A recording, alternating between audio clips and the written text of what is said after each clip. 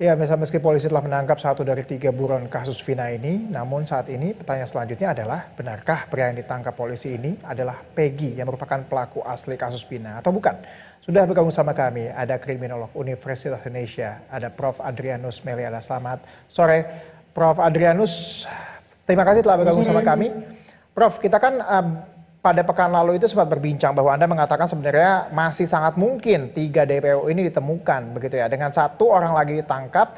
Artinya apakah proses ini menunjukkan adanya indikasi bahwa 2 DPO lebih mudah untuk ditangkap selanjutnya? Logisnya begitu. Ya, saya terus terang kaget ini melihat kecepatan kepolisian dalam rangka menangkap ya, baru seminggu lalu rame-rame, sekarang sudah tertangkap. Dan kalau yang pertama saja itu 1 minggu tertangkap, maka bisa diduga dalam 1 minggu ke depan itu yang kedua dan ketiga itu sudah bisa ditangkap. Dan kemudian lalu kalau memang semuanya berakhir dengan baik, maka tentu bisa case closed ya dari sisi prosesnya gitu. Nah, maka ketika sudah tertangkap 3 orang, itu juga yang kemudian menjadi satu proses, satu momen yang baik bagi kepolisian juga ya, untuk kemudian membersihkan namanya, kalau boleh dibilang begitu, dari semacam sangkaan masyarakat ya, distrust masyarakat bahwa polisi sudah melakukan yang namanya abuse of power, torture, bahkan juga miscarriage of justice terkait dengan 13 orang, bisa 13, bisa 11 lah begitu, atau bisa juga 8 lah gitu ya, terserah kita melihatnya, dari para tersangka kasus pembunuhan ini gitu. Misalnya sebagai contoh dari tersangka yang sudah selesai menjalani pidana, yang dulunya masih kecil sekarang sudah dewasa, mengatakan bahwa dia tidak pernah melakukan, dia dipukuli oleh polisi. Itu kan satu tuduhan yang serius tuh kepada kepolisian. Nah, maka menurut saya dengan 3 DPO ini tertangkap, maka biarlah kemudian dia yang bicara mengenai apa yang sebenarnya terjadi, dan apakah betul bahwa dalam rangka prosesnya itu lalu kepolisian melakukan yang namanya salah prosedur, torture atau penganiayaan dan yang lain-lain. Demikian. Yang Anda katakan tadi bahwa memang itu juga menimbulkan pertanyaan dari publik. Kenapa kemudian sangat cepat, baru 1 minggu kemudian booming, tiba-tiba ditangkapnya di wilayah yang sama lagi Pak, di Cirebon, Jawa Barat. Nah, yang Anda melihat bahwa dalam biasa melihat kasus-kasus seperti ini, apakah kemungkinan seorang buron 8 tahun ditangkap di wilayah yang sama, wilayah hukum di Jawa Barat, itu kemungkinan bisa terjadi kah saat itu? Maksudnya kayak kenapa nggak kabur yang jauh untuk menghilangkan jejak? Ya, 8 tahun tentu waktu yang sudah cukup ya, untuk menimbulkan keyakinan bagi siapapun, DPO manapun lah dalam hal ini, bahwa kepolisian tidak lagi berminat membuka kasusnya, sudah tertumpuk dengan kasus-kasus yang lain, maka kemudian dia sudah bisa menampilkan pola hidup reguler ya, bahkan kembali kepada kehidupan lamanya gitu. Nah, itu yang pertama. Yang kedua, saya memang dari awal kan yakin bahwa bukan karena susahnya angka 8 tahun itu yang terkait dengan 3 DPO, tapi lebih kepada karena kelihatannya kepolisian memang tidak fokus mengurusnya. Dan ini bisa dimengerti karena secara psikologi para pejabat baru yang menggantikan para pejabat lama yang mengurusi kasus itu pada saat terjadi dan kemudian menyerahkannya kepada JPU, maka pejabat-pejabat yang baru itu tentu berada pada posisi ngapain ya saya harus kerja keras untuk mencuci piring yang kotor yang dibuat oleh pendahulu saya gitu ya. Dan bukan hanya cuci piring ya, tapi juga harus keluarkan anggaran, keluarkan SDM yang banyak ya. Padahal saya harus mengejar kinerja saya sebagai reserse karena tadi dituntut oleh Barreskrim misalnya. Maka kemudian saya buying time saja, saya diam saja, dan kemudian kasusnya dibiarkan melambung sampai kemudian akhir masa jabatan, biarlah itu kemudian diurus oleh penerus saya. Nah, penerus pun juga begitu, ngapain pula saya menangani kasus yang dibuat oleh para senior ini, saya diamkan saja. Nah, itulah yang kemudian terjadi 8 tahun, dan beruntung ada anggota masyarakat yang membuat film itu menjadi viral dan kemudian menjadi atensi kita semua. Demikian. Baik. Yang menjadi menarik dan juga menimbulkan pertanyaan dari publik adalah kemudian kalau misalnya secepat ini, jangan-jangan ini bukan Peggy asli, jangan-jangan ini hanya untuk meredam penasaran dari masyarakat terkait dengan kasus ini, ada 3 DPO yang belum tangkap-tangkap. Anda melihatnya potensi itu adakah atau agak sulit begitu?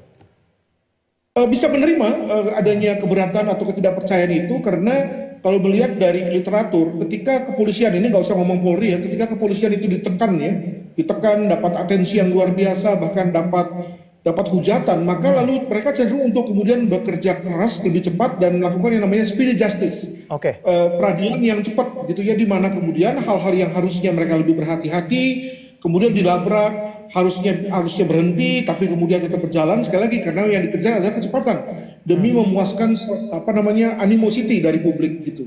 Nah, itu lalu kemudian bisa menjurus kepada penganiayaan, kepada pelanggaran hak asasi manusia, sampai juga salah tangkap. Tapi di pihak lain, kalau memang itu sampai terjadi dilakukan oleh kepolisian pada kasus ini, saya kira luar biasa tuh damage-nya kepada kepolisian ya, karena ketika kasus sudah viral, semua perhatian tertuju, polisi tetap berani ya melakukan pelanggaran tadi ya, menangkap orang yang nggak bersalah. Saya kira itu satu damage yang luar biasa bagi Polri. Demikian. Artinya bahwa ini juga menjadi kritik bagi pihak kepolisian lah ya, karena membiarkan kasus selama ini kemudian menjadi bola liar, jadi terlalu kemana-mana isunya begitu ya. Kemudian sekarang yang kita tahu juga bahwa pihak mantan terpidana dan terpidana juga mengajukan diri ke LPSK karena mereka merasa ditekan untuk menuntut, untuk membuat statement bahwa mereka adalah pelakunya. Anda melihatnya bagaimana? Ini merupakan bola liar yang kemudian harus dibenahi kah oleh pihak kepolisian atau apa kemudian? Ya, saya kira yang akan dipertimbangkan benar oleh LPSK adalah apakah benar bahwa memang ada ancaman atau persepsi saja. Oke. Dan persepsi itu kan kalau itu boleh sah siapa saja boleh merasa diancam ya. Tapi apakah benar bahwa ada ancaman? Apakah yang bersangkutan memang berada pada posisi layak untuk diancam? Itu kan satu hal yang kemudian akan dipertimbangkan oleh LPSK begitu. Kalau misalnya kita tahu bahwa satu DPO kemudian ditangkap, bagaimana kemudian proses selanjutnya untuk meng-cross check? Karena kalau misalnya kita bisa bilang ini merupakan komplotan mungkin ya, komplotan. Artinya harusnya mereka satu sama lain saling mengenal kalau mereka melakukan peristiwa itu bersama-sama begitu. Apakah kemudian cross check itu akan memudahkan untuk untuk membuktikan bahwa ini adalah Peggy yang asli begitu? Saya kira polisi pertama-tama mengambil informasi itu dari 8 orang yang 6 ya, yang 2 kan sudah keluar, yang masih ada di Lombok Baru, dan makanya kemudian lalu sekarang dipindahkan ke lapas di Bandung dalam rangka memudahkan untuk mengorek keterangan. Itu yang pertama. Yang kedua juga jangan lupa kelihatannya juga terhadap rumah Peggy ini polisi sudah pernah melakukan suatu penggerbekan bahkan penyitaan, sehingga lalu itu yang kemudian diambil kembali datanya dalam rangka pada konteks penetapan tersangka kali ini. Nah, maka kelihatannya sebetulnya datanya data lama yang membuat lalu kemudian Peggy ini ditangkap, tapi mengapa kemudian Polri pada saat yang lalu itu tidak berani menetapkan yang bersangkutan sebagai tersangka, sementara pada saat yang sekarang berani gitu ya?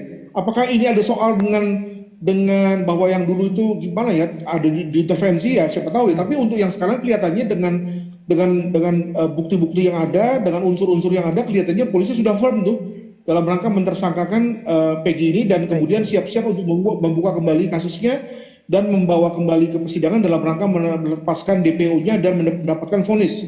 Jadi mungkin materinya sama, tapi tadi keyakinan diri kepolisiannya juga bisa beda gitu ya, sehingga kemudian lalu yang kali ini bisa kemudian maju ke pengadilan. Jadi saya kira lebih kepada soal confidence dari kepolisian yang menangani kasus itu pada 2 saat yang berbeda. Demikian. Kalau misalnya Peggy ditangkap di Cirebon, Jawa Barat, di Bandung maksud kami, di wilayah hukum Jawa Barat, artinya bahwa kedua DPO, kalau misalnya kedua DPO ini benar masih eksis gitu ya, itu akan lebih mudah kabur kan, Prof? Atau bagaimana? Artinya ini akan menghambat kerja polisi atau enggak?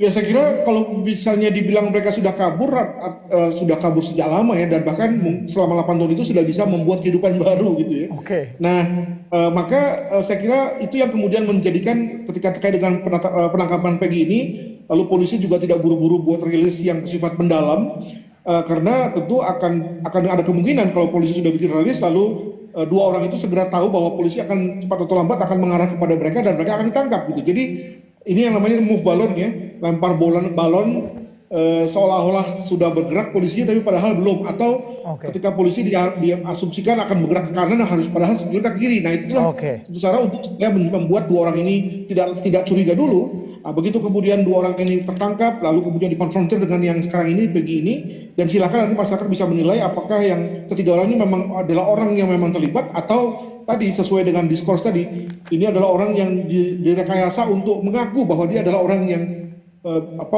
membunuh Vina. Begitu. Baik, selain itu juga sekarang bola liarnya adalah terkait dengan ini, berbagai pernyataan dan juga narasi yang dihadirkan oleh pengacara terpidana dan juga mantan terpidana.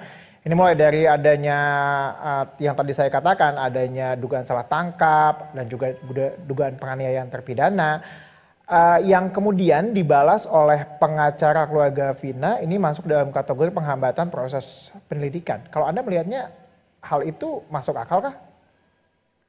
Ya, saya berada pada posisi netral saja, jadi tidak juga bela polisi ya. Jadi saya kira kita satu-satu deh urusnya. Kita urus dulu 3 DPO ini. Ya, ketangkep 3 DPO ini, maka mereka akan nyanyi dengan sendirinya. Apakah mereka memang salah tangkap? Apakah mereka memang orang yang dulunya pernah dipukul? Ya, lalu juga kita harapkan bahwa setelah berada di Bandung, maka tentu Polres akan mudah meminta izin kepada Dirjen Pemasyarakatan misalnya untuk kemudian 6 orang yang masih menjalani pidana ini kemudian juga bicara apakah mereka memang orang yang salah tangkap gitu ya, atau apakah mereka selama ditahan polisi, ditahan kejaksaan atau tahan pengadilan itu memang dipukuli dan seterusnya. Silahkan saja ya. Jadi saya kira waktu akan bicara, maka tapi tadi satu-satu selesaikan dulu penangkapan 3 DPO. Nah, begitu kemudian lalu sudah dapat, barulah kemudian seluruh proses ini direview ya, diakses oleh entah itu oleh Komisi Yudisial, oleh Komisi Kejaksaan atau Kompolnas begitu ya, dan juga oleh Dirjen Pemasyarakatan misalnya kalau itu memang terkait dengan konteks selama 8 orang ini ada di LP misalnya. Jadi saya kira terbuka saja bagi kita semua untuk melakukan evaluasi atas kinerja dari petugas pada saat itu. Demikian. Baik. Terima kasih Prof. Adrianus atas perbincangan singkat kita di Berita Satu Utama. Kita akan nantikan tentunya ya update dan juga perkembangan kasus ini nanti. Terima kasih Prof. Terima kasih. Kita ke informasi selanjutnya, pemirsa. Video seorang selebgram terjebak di jalur busway viral di media sosial. Kami akan menghadirkan informasi ini usai jeda. Tetaplah bersama kami.